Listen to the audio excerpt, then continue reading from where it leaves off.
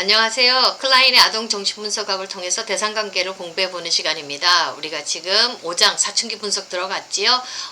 첫째 시간에는 사춘기 분석에 대해서 원리에 대해서 공부했다면 두 번째 시간에는 이제 소녀를 통한 사춘기 분석, 그 다음에 이제 오늘 시간은요, 소년 남자아이를 어떻게 분석하는가 사례를 통해서 우리 공부해 보도록 하겠습니다. 루트 V라는 14살짜리 소년인데 우리가 첫째 시간에 조금 이 아이 사례를 조금 다뤄봤지요. 오늘은 좀 더 자세히 한번 이 아이 사례를 다뤄보도록 하겠습니다. 이 아이 증상은요, 우울감에 시달렸습니다. 그렇지만 이게 병적인 우울증 정도는 아니었습니다. 근데 이 아이 분석은 어떤 정신병리 때문에 하는 것이 아니라 예방적인 차원에서 이렇게 분석을 한 거거든요. 근데 조금 이 아이 완전한 병리는 아니지만 약간의 사회성의 문제도 있었고요. 친구들과 어울리기 좋아하지 않았고요. 좀 상당히 소극적이고 내향적이면서 형제들하고 잘 지내지 못했습니다. 이런 정도 문제는 우리 아이들 많이 갖고 있지요. 그리고 또 사회에도 잘 정상적으로 잘 적응하는 아이인데 예방을 위해서 이 아이를 이렇게 잘 앞으로 성년이 되고 성인이 되고 잘 성장케 하기 위해서 그런 차원에서 이 아이를 한번 분석해 봤거든요. 자, 우리 클라인 선생님이 분석했는데 이 아이 분석 내용을 살펴보면요.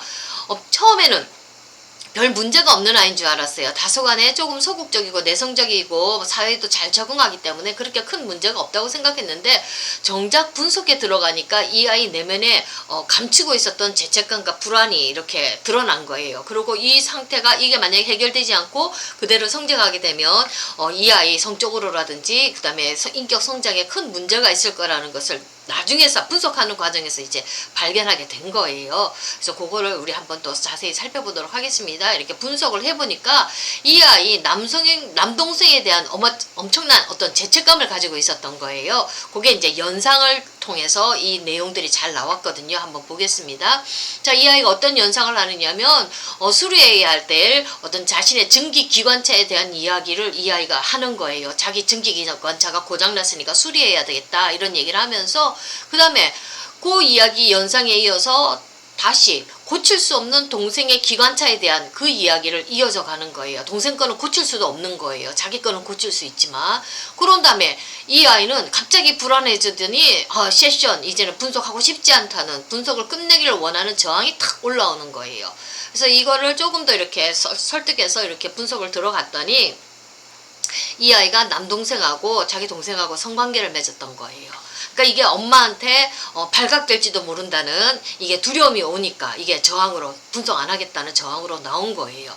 자, 동생과의 성관계가 어떤 무의식적인 죄책감으로 이 아이 마음속에 들어가 있었던 겁니다. 그러니까 루트비 이 아이는 자기 동생이 지금 심각한 신경증적인 어떤 증상을 앓고 있었거든요. 여기 동생이 지금 비정상적인 어떤 발달을 하고 있으니까 자기 때문에 그런 것 같아서 이 아이가 책임감도 느끼고 죄책감도 느끼고 있었는데 이것이 발각될지도 모른다고 생각하니까 아이가 분석 받기 싫어하는 거거든요. 이러는 경우는 우리 성인들 분석에서도 나옵니다. 이 분석이라는 과정이, 상담이라는 과정이 깊이 감춰졌던 어떤 문제들을 이렇게 드러내게 할 수 있으니까 감춰두고 억압했던 것들, 그 괴로움을 들여다봐야 되니까 더 이상 힘들어서 불안해서 분석 못 받겠다, 상담 못 받겠다 이렇게 하면서 드랍되는 경우가 있거든요. 바로 이런 겁니다. 이럴 때는 잘 설득해서 우리가 같이 갈 수 있어야 되는데 우리 내담자들이 자신의 묻어놨던 문제들이 이렇게 올라올 것 같으면 분석 힘들어서 못 받겠다고 이렇게 중단하는 경우도 있다는 거 우리 잘 알고 우리 상담자들은 속도를 좀 조절해 가야 될 거로 저는 생각되어집니다.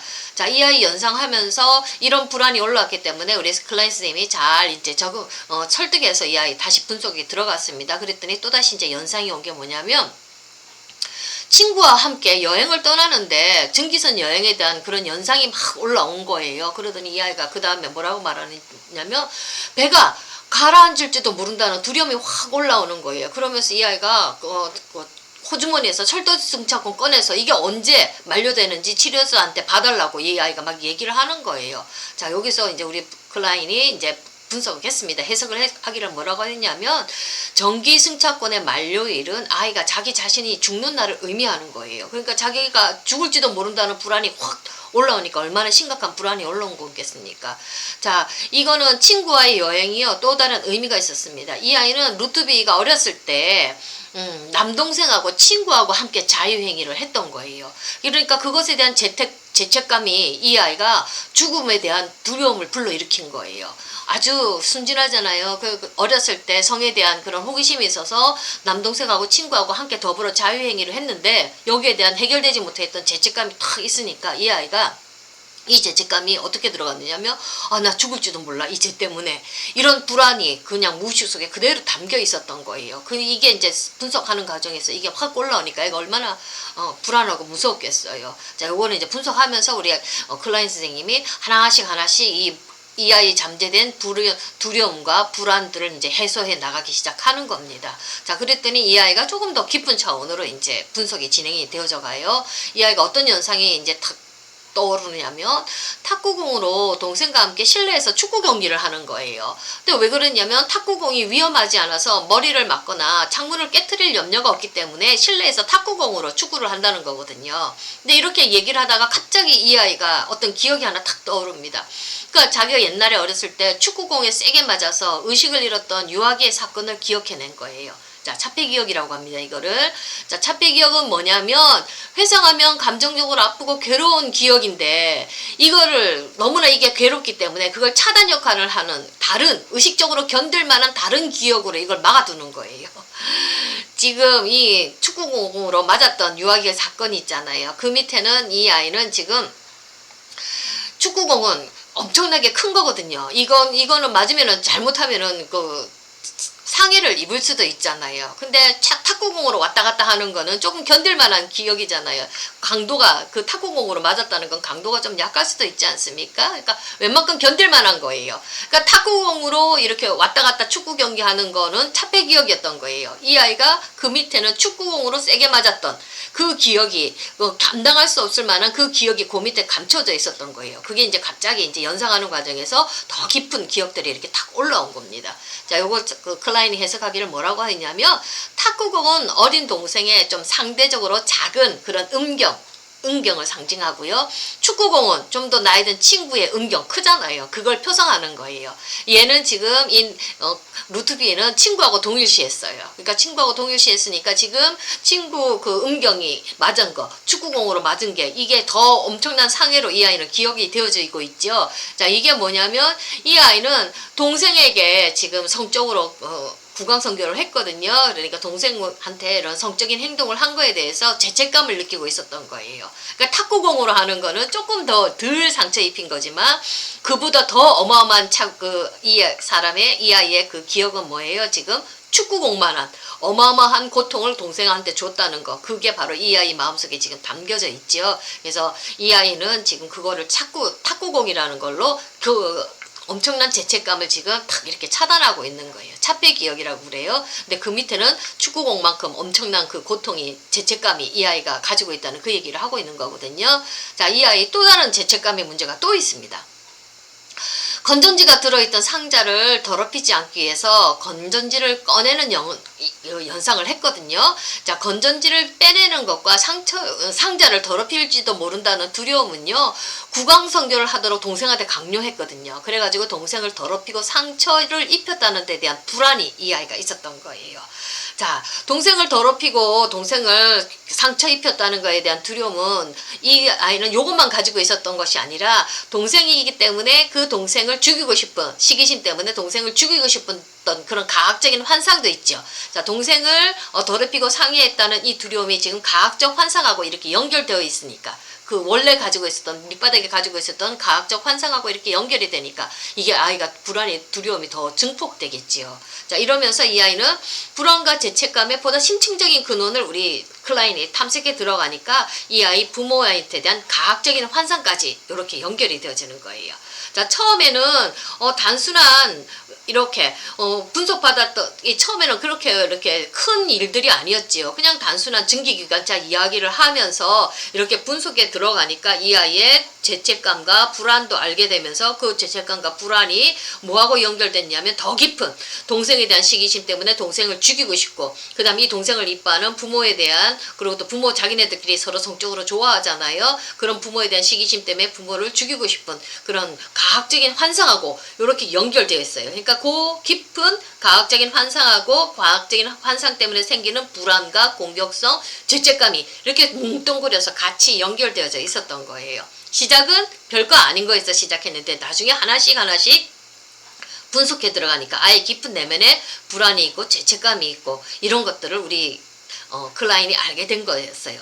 자, 이 아이 처음에는 별 문제 없었던 아이인데 나중에 알고 보니까 이런 문제들을 가지고 있었던 아이예요. 오랜 시간 분석한 다음에 이 분석의 결과를 보면 이 아이가요, 보통 분석을 받고 있었던 사람들도 몰랐던, 이 아이가 분석을 받고 있었는지 그것도 몰랐던 이 아이의 상태에 대해서 전혀 몰랐던 사람도 알 수 있을 만큼 이 아이가 변화를 겪었어요. 인격적인 변화를 겪었는데 살펴보면요. 자, 공연장이나 극장에 가는 거 그렇게 싫어했던 소년이었어요. 어떤 지적인 관심, 호기심이 없었다는 얘기죠. 근데 이 아이 막 가는 거예요. 학교 수업도 썩 잘했었는데 지식을 향한 욕망이 지금 장애를 입고 있었죠. 왜 그러냐면 동생하고 지금 국왕성교를 하면서 여기에 대한 죄책감이 가득 있었으니까 그 성적인 그 욕망, 지식을 향한 욕망을 억압시켜 버렸지요.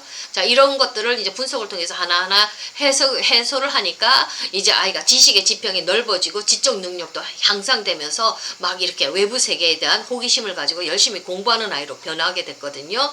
그리고 또 이 아이 굉장히 내향적이고 어울리기 싫어하는 성격인데 이게 현실 도피에 기초를 하고 있죠. 죄책감이 많이 있으니까 처벌받을까 두려워서 외부로 바깥으로 나가지를 못하잖아요. 그런데 이 아이 분석을 받고 난 다음에는 형제들에 대한 태도도 좋아졌고요. 형제들과 잘 지내고요. 사회의 적응력도 좋아졌어요. 조금 더 이렇게 소극적인 태도가 적극적이고 능동적인 태도로 바뀌었거든요.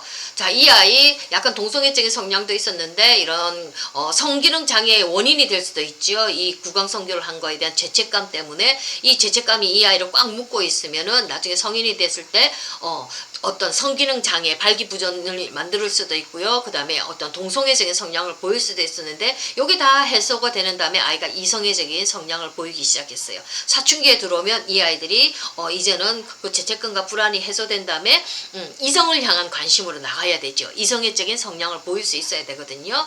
자, 이 아이 평범한 소년이었죠. 그렇지만 약간의 어떤 지적인, 성적인 어떤 장애를 조금 앓고 있었던 그런 아이였는데 그리고 또 뭔가를 즐길 수 있는 능력이 장애를 입고 있었지요. 근데 이게 분석 치료를 통해서 개선이 되면서 자유롭고 균형 잡힌 어떤 성숙한 인격을 가진 성인으로 성장할 수가 있었거든요. 지적 능력도 향상되고 성적으로도 이성애적인 성향도 보이고 자기 자신을 죄책감 때문에 자기를 처벌하면서 즐길 수 없었던 아이가 이제 세상에 나가서 마음껏 지적 능력도 발현하면서 사람들과 관계를 즐길 수 있는 그런 아이로 성격이 완전히 바뀌어버렸지요. 자, 이렇게 우리 사춘기 아이들 표면적으로는 문제가 없는 것 같지만 이렇게 분석에 들어가니 그 안에 깊은 죄책감과 불안, 요 해결되지 않은 부분들을 해결이 되고 났더니 건강한 성인으로 잘 성장할 수 있었던 것을 우리가 루트비 사례를 통해서 알 수가 있었습니다. 그러니까 저도 이제 그 아동들 상담할 때 우리 선생님들한테 가끔 그런 얘기를 해요.